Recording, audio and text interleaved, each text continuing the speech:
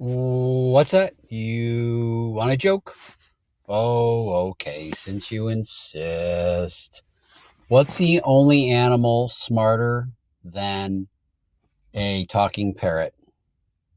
A spelling bee. Well, welcome to Asynchronous Friday. Asynchronous, a word that didn't exist before the pandemic. But anyways, in all seriousness, guys, I want to walk you through how you're going to put your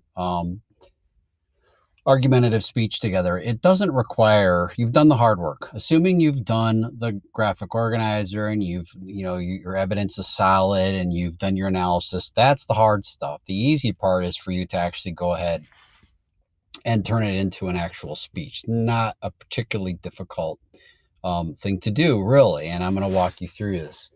So, what you're going to notice is that on Google Classroom, I'll actually put it up here. You'll see right now it's still a draft, but you see it right here. That's where you're going to find a couple things. You obviously found this video, so clearly you got it. So, um, but once you have this to get this document open, I want to point out a couple things. First of all, what I want you to notice is you see this is where you actually write your speech. But I have also done an example where I've taken what I did for my example on the death penalty and put it in here. So this is where you're writing your speech. You have your hook and your claim, which we talked about yesterday. You have your reason number one, which includes your evidence and analysis. Reason two, evidence and analysis, and then your conclusion.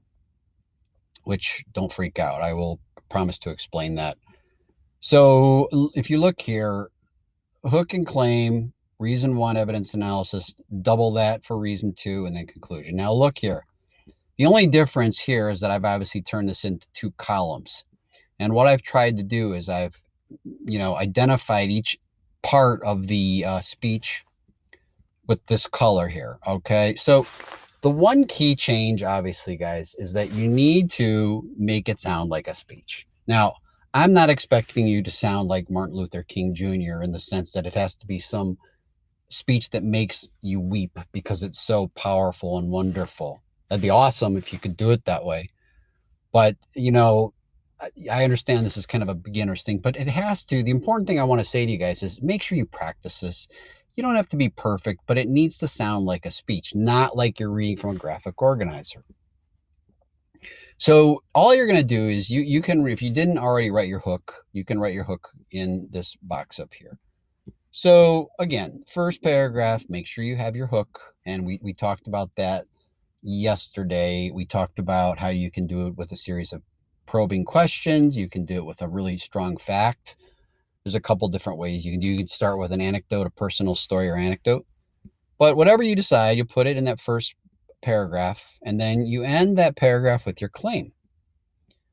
Then you move on to your first evidence paragraph. And it's super important that you start by clearly stating what that first reason is. For me, I write the first reason we should get rid of the death penalty is because it's racist.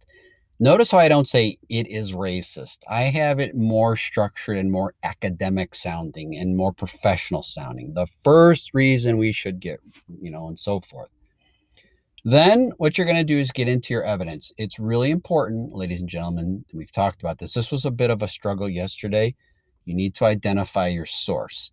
One way to do that is saying something like according to, or in an article published by, whatever. That's a sure way of identifying your source. So I wrote, according to a study published by the Southern Poverty Law Center, and I'm not going to read the rest to you, but I get into my evidence. And then I jump into my analysis. So again, reason, and in this particular case, I have my source, my evidence, my analysis.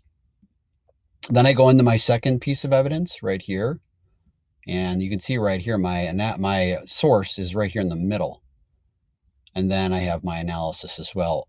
I want you to notice something. Make sure, ladies and gentlemen, you're using these transition words. Make sure you are using these transition words. Otherwise, it will sound like you're reading from a graphic organizer. This means, okay? So you do that for your first one, then you do that for your second one. You can see I wrote according to. That's a sure way of identifying your source. In addition, again, very good transition. And so you do that for your 2 evidence paragraphs and analysis paragraphs. And then you end up with your conclusion. Now, I went real simple on this. I understand we're running out of time, and I want you to be able to present these um, speeches on Monday.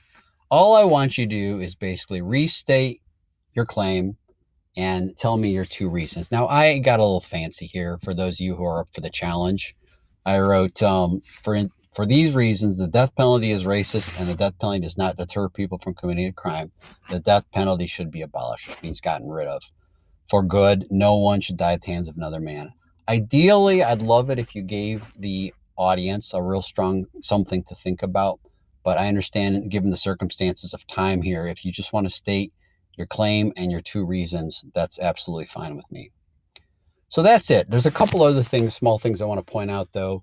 When it's time for you to give your speech, you're literally going to take your Chromebook up to the podium and just read this. And again, I can't emphasize, take 20 minutes and practice reading it, over the weekend. Practice it for your parents. I will have a help lab, as you'll see in the posting that I have help lab open at 9 a.m. Friday, so this morning. Please come by and see me and have something to show me so that I can critique and give suggestions and things like this. Um, so I think that's really it.